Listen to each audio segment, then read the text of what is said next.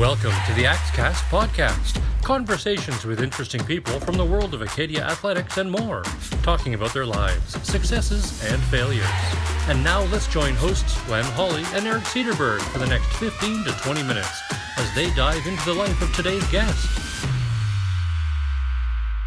Well, this week on our AxeCast, one of the all-time best women's basketball players at Acadia University, Emma Duinker from the class of 2012, joins us from Windsor, Ontario. Emma, thanks for doing this.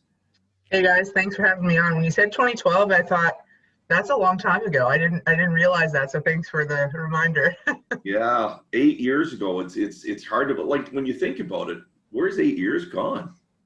I don't know. If I reflect in depth, I know lots has gone on, but it's like looking back on it now, there's kids playing at Acadia who I coached and all kinds of things like that. So it's just, I don't know where the time's gone. You know what, Emma, your path to come to Acadia is an interesting one because you are a local high school athlete. You played for Bev Greenlaw in high school, and all of a sudden Bev is coaching the women's basketball at Acadia, and there's an entourage of former players from high school that are now Acadia Axewomen. Just talk about that whole process of leaving high school and coming to Acadia. Yeah, gosh. Well, when I first met Coach Greenlaw when I was 13 and we were doing tryouts for international children's games, and he coached me periodically from then, as you said, into university. And so he was a big influence in my life and outside of basketball, but also as a basketball player. And so he had a lot to do with kind of my path, as he was an advocate for me and me as an athlete, me as a young person. And so, I growing up, I never, it wasn't my dream to go to Acadia. To be honest, I didn't really have a clue where I wanted to go to play university, and I wasn't very educated on how to get there. And so as that time kind of started approaching, grade 11, grade 12, which is when you start to get recruited, then I had a couple of teams look at me, but the Acadia at the time seemed like the best fit. One, it was close to home, which was, I think, always a benefit, but it also had the educational program that I was interested in nutrition. And so when I made that decision, and at the time Coach Greenlaw was not there, so he came in after my first year at Acadia, and had a good experience with Angie McLeod, and then the roles changed, and then it was a pretty special experience when Coach Greenlaw got the job at Acadia to coach, and then brought attracted, I guess, some of my former teammates there, and the former teammates that came, and Lindsay and Jasmine and Abby and Robin specifically, we had played together, not just in high school, but obviously my sister growing up, but Lindsay and Jasmine, when we were 13, we played together. And so we played together for a long time. And that's what made that experience, I think, even more special when we got to Acadia and everybody got to kind of play together. So, yeah. If you look at the history of the women's basketball program, say over the last 30 years, there were competitive teams for sure, but maybe didn't enjoy the success, when I think of the 90s and the early 2000s or through the 2000s. But there was something special about this group. Now, just take us through your 4 years, because it wasn't all roses when it first started, but it sure ended with a big rose. Yeah, it was quite a bumpy path in a way.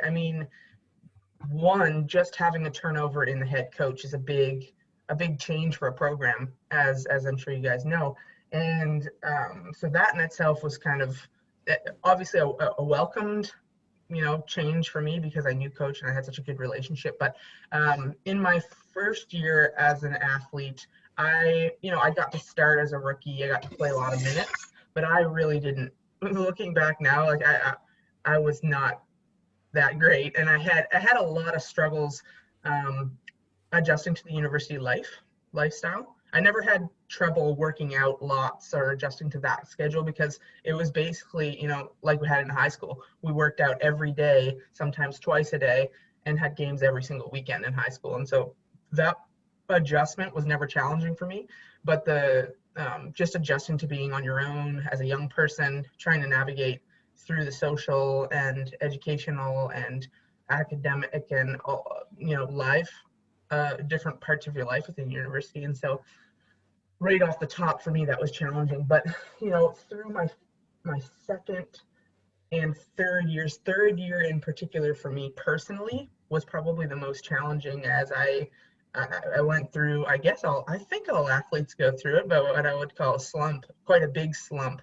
And I wasn't very confident in how to get out of that. And so that was, at that point, it felt like, I don't know if we're going to be able to do this. We had added lots of different players, came in and came out of the picture, great players, but sometimes didn't always fit the mold of what we needed. And so that was really challenging for me. But I will say, I will give a shout out to Bryce Tully. I can't remember exactly when he came on board to work with us as a sports psychologist support, but that was one of the best resources I think that we had access to, and really helped me personally, and I know a couple of my other teammates as well, kind of transition through those more challenging periods. And even through our fifth and final year when we won the AUS championship, I mean, he was a critical piece of that to helping us get in the right mindset. But as my fifth year approached, it felt like the pieces were slowly coming together. And by my fifth year, Coach Greenlaw had been there for 4 years, and his philosophies, his building of the culture and all those things that take a little bit of time had finally sunk in. And so by fourth and fifth year, it was a lot easier, I think, for me as a leader, but as an athlete as well. I would think that it probably was challenging for Coach Greenlaw, because you've got this group that have been together in high school coming down, I say literally coming down the hill to Acadia. And, so you've got that culture, and then you're bringing people from the outside that may be a little different. So I can see how that would be challenging for him too. Oh yeah, definitely. And the good thing about the having kind of a core of us who he already knew and had worked with is that we already knew kind of the culture that he instilled in his teams. And we had a couple of really all of us were kind of some key leaders in a different way within the team. And so I think that was actually helpful to have more of us who could kind of help bring the other athletes along and make sure that people weren't kind of left out in the phrase thinking, how does this all work? We talked about the big rose at the end of it, which obviously was the 2011-12 season. You win a championship, and we'll dive into that particular season here and winning it in just a moment. But when you look back on it, how rewarding was it? As you said, it was a bit of a bumpy road and a building process. How rewarding was it, to have so many local athletes on the team, and to go through that sort of building process to finally win it all? Yeah, well, it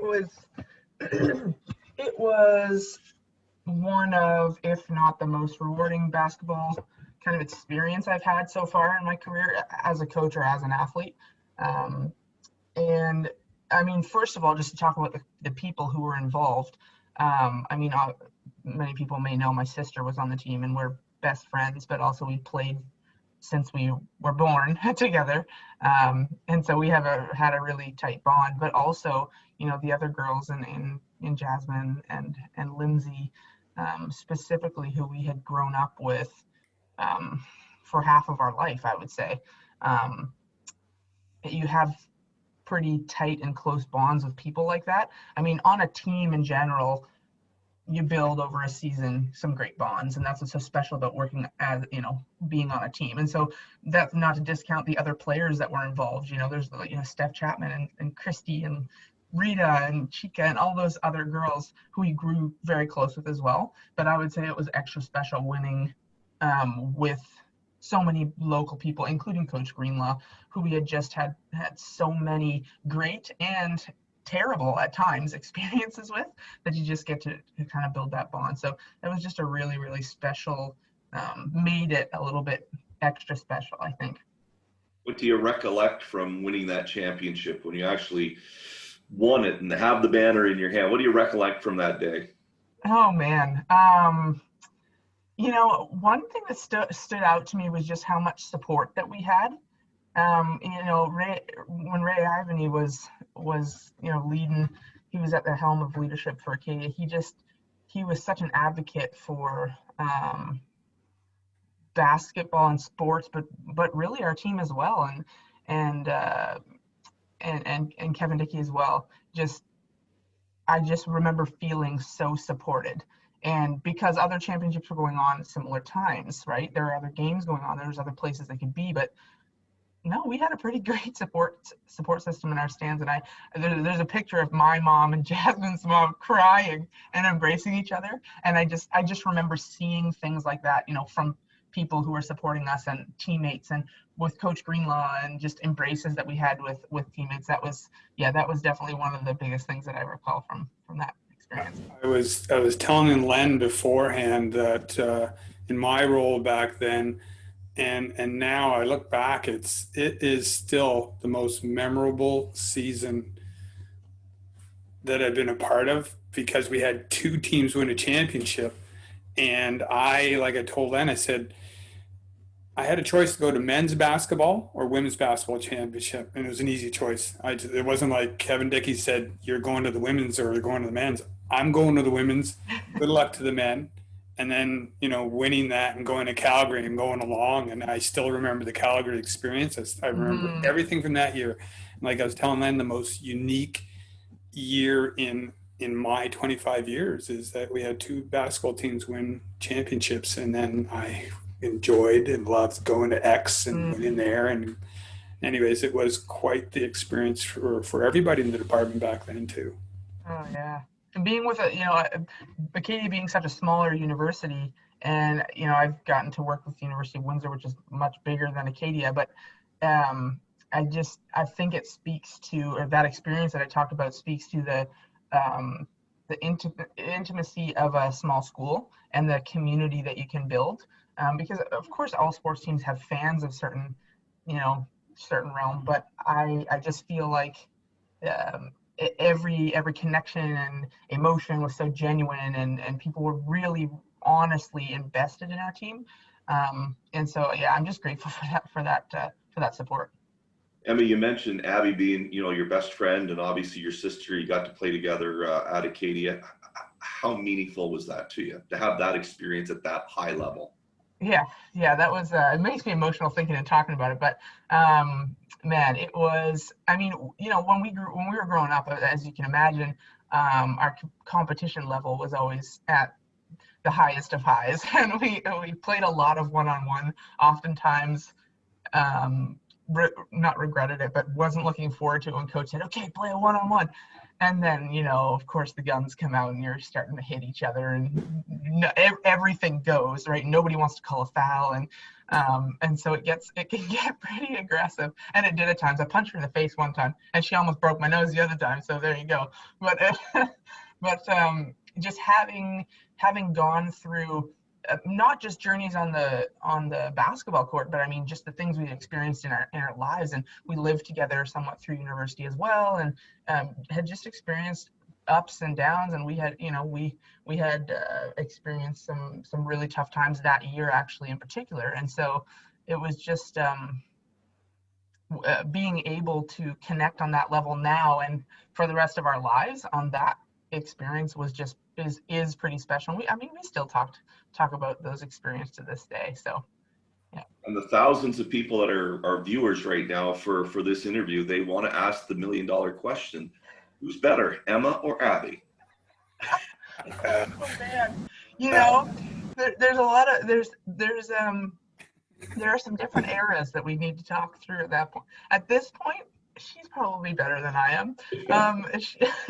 She actually stopped playing more recently than I did. So, but back in our prime, I don't know, man. It's hard to compare two very different players. So let's just say we both added value to the team. That's a great answer. Answer from a 3-time All-Star. And So Acadia ends in after you win that championship, and you decide that the basketball career is not finished. To talk about your experience overseas. Yeah, that was what an adventure that was. So playing overseas had been something that I had envisioned since I was as far back as I can remember. I just knew I want to play professional. I didn't know what that looked like at the time. I thought it was WNBA, but once I got finished university, I realized it's overseas. So I played all 3 of my years in Germany, and with 3 different teams actually. But it was probably one of the most important life teachings and lessons, opportunities that I've had so far, because it forced me to grow up. I went to university in pretty much my hometown, and so even though I was living out of the house from my parents, it's still a very protected environment in a way. But when you go overseas, there's no mercy. You're there. They're paying you to be there, and if you mess up, see you later. And so that in itself was challenging to kind of understand. And I mean, coming from an environment like Acadia where you're so supported and you know everybody in the town, and then going overseas to a place where you know no one, you don't speak the language, you're still very young and naive, frankly, to the world. It was a real big eye-opener. And so looking back on it now, I do wish I took more opportunity of kind of the cultural opportunities that there were. But for the most part, it was a fantastic experience for me. I got to win 2 league championships with 2 different teams, which was pretty fun, and just meet some really, really incredible people. And so playing overseas for me was, the basketball part of it was good, but the life and cultural experiences were also fantastic. And we also have family who were under an hour actually away from my first team. And so that was pretty special for me to be able to visit them when otherwise we would see them maybe once every couple of years. And you were in Germany for 3 years and you played for 3 different teams. How challenging was that to go from team to team to team? Yeah, so, after my first year, I knew I wanted to play at a higher level for a better team. And so that's kind of how that transition happened. And after I had gotten acclimatized a little bit, my second team, the second year was really fun for me. It was, again, kind of a smaller town where there was really good support. And then the next year I came back to play for the same team, but had some really, really big challenges and obstacles. We were just recounting the stories the other night, actually. And funny enough, Abby played with me on that team as well. So we got to play professionally too, which is pretty cool. But going from my second to my third year with the same team, but dramatic changes, it was really hard. And I don't know how I would have done it if she wasn't there. But then that halfway through that year, I ended up changing teams, and that was actually a fantastic experience as well. Got to live with a German family, and they're like, I call them my brother and sister now, my German parents. So it definitely had some ups and downs, but very different experiences on each team. And then, of course, you come back to Canada, and I mentioned at the beginning of this that your home is in Windsor, Ontario, and you've been part of the women's basketball program at the university there. Yeah, it's been quite a journey here too, honestly. It's I originally came to Windsor partly because of the basketball program, but also I was ready to go back to school. And so I finished up my master's, a year and a half ago now, in sport management at the University of Windsor. Just shout out to the program there. It was fantastic, and I still keep in touch with my professors and that kind of thing now. But the basketball experience of it, I mean, funny enough, Windsor is who we played in at nationals the year that we won the AUS. And when I called up Chantal to see,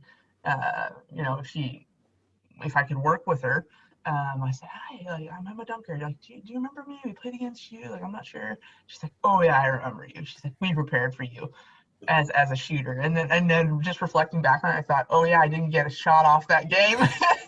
They prepared pretty well. So we knew each other a little bit, and so I was an assistant coach there for 2 years. And then I got the really, I think, lucky opportunity to be the interim head coach for a year with Windsor. when Coach Chantal was on sabbatical, and then this year assistant again. So it's been a really great learning opportunity, especially since I had so much mentorship from one coach in Bev Greenlaw. To be under another very successful coach in Chantal has been a really cool kind of transformation for me, to kind of see a different style of coaching, but also culture building and interacting with players and that kind of thing. So it's been really fun to kind of grow as a coach in this role. And you know what? We talk so much about everybody can't wait for 2020 to leave because of the pandemic and everything else going on in the world. But for you, very special year because you tied the knot. I did, yes. Yeah, one of the big moments. Yeah, we had originally been planning a wedding at the farmers market in Wolfville, and for the summer. And of course, having to quarantine when you go into Nova Scotia and the numbers and all that kind of thing, we had to kind of change plans, and we said, no, we're doing this on the same date. I don't care. We're going to do it somehow. And so, yeah, we ended up having a lovely wedding. It was just my sister and his brother. My husband's name is Gabriel, Gabriel's brother, and we went to this little bed and breakfast, and it was really fantastic. Yeah. I know several people have gone through the same thing of the small weddings, and they loved it. It all turned out well. You always want to have family there, but you can always celebrate later at some point, right? Well, that was really the only downfall. I mean, obviously we would have loved to have our family and friends there, but it was honestly, I mean, I've never been married before, but I hope I don't get married again, but it was just relaxing. Whereas I think from other people's weddings I've seen, it's just like nuts, and they don't even remember the day because you're going everywhere. But we were just hanging out fishing in the morning, and it was really nice. Yeah, no pressure, man. Yeah, exactly. I was curious to know, you were the interim head coach for a season. How did that go? Was that like the experience of a lifetime sort of thing, to be in that position, making your own calls, and was it as good as you knew it was going to be? Yeah, good question. Going into it, I didn't really have an expectation, because I'm not sure what can really prepare you to do that unless you've head coached, multiple other teams, which I hadn't. Oh yeah. I had head coached a couple of teams overseas when I was doing some youth basketball stuff, but most of my work as a coach had been in skill development and player development. And so yeah, first of all, looking back on it, I didn't prepare myself nearly enough. But it also made me open my eyes and realize how much work it is as a head coach, and how much of it requires your attention off the court. Like, unfortunately, in Canada, we don't have the same luxuries as they do in the US with different support staff, but they do a lot of work in terms of monitoring athlete academics and dealing with finances and paperwork and department meetings, and the list goes on. And so it was good for me to kind of realize that and have to experience that. But looking back on it now, and just knowing what I know now, and having developed just as a person and as a coach, and there are so many different things that I would have done differently. But man, really, really glad to have had the experience, because it was just fun to, there were a lot of challenges with players and that kind of thing. And the other part of it was that it wasn't actually my team. So I had to, I could change up the systems a little bit, which I did, but the core of what we did and how we operated was still somebody else's, which wasn't necessarily bad, but it wasn't something that I had created. And so that was probably the biggest obstacle, is like, how do you navigate that when they're coming back next year, so you can't change that much. It was tough. It's interesting, to be able to walk in those shoes and then sort of reflect on your own career as a player. I'm sure there were moments where you said, so this is what we put Coach Greenlaw through. Oh yeah. And this is why coaches stay in their office until 11 at night every night. Yeah. This was so fun to catch up and sort of relive your university career and what you've done since then. But before we let you go, Eric has some short snappers to put you on the spot, so be ready. I love it. Just don't ask me anything about politics. No, I won't. Okay, good. And now it's time for Eric's Cut to the Chase 5 questions. So,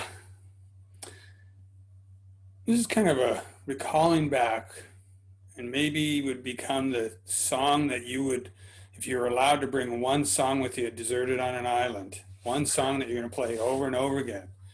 Maybe it's something from back in the time that you were here at Acadia. What song would that be? What's something that sticks out in your mind from either your Acadia days, or maybe it's something new that's like, you know, I really like the song. I'm bringing it with me to my desert island. Oh my gosh, what a tough question, because I'm a big music lover. Oh, really? And love all kinds of different songs. Right. So what song would I bring with me? I also love to dance. And so, oh man, I don't know if I can pinpoint a song, but it'd probably be a Michael Jackson song. Growing up, we had a record player, and we had records on 24/7, and we would blare them when it was, especially cleaning day, and so just have really, really fond memories of Michael Jackson stuff. What's that? Thriller album, Michael Jackson. Oh, of course. Absolutely, I can sing you all the words to every song. Right. I grew up with Michael Jackson. You're making me feel young now. Yeah, really. You're welcome. Well, you do have a musical background, the family's background, your dad, right? And, that's right. Yeah. Yep. Okay, the next one is, what are going to be 3 words that you hope people would describe Emma Duinker? 3 words that describe what you hope people would. When I'm like when we're talking like in 100 years. Yes, exactly. Okay. 100 years. That I hope people, compassionate,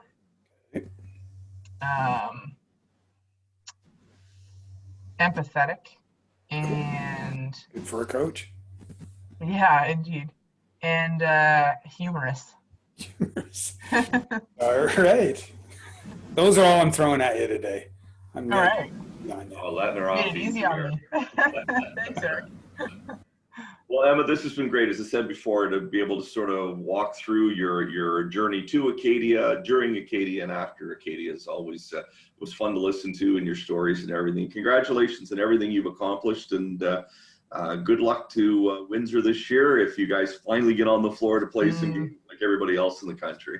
Yeah, we're still waiting. I guess around Thanksgiving we'll probably know. So crossing our fingers. Thanks for doing this. Thank you so much, guys. Great to see you again. Thank you.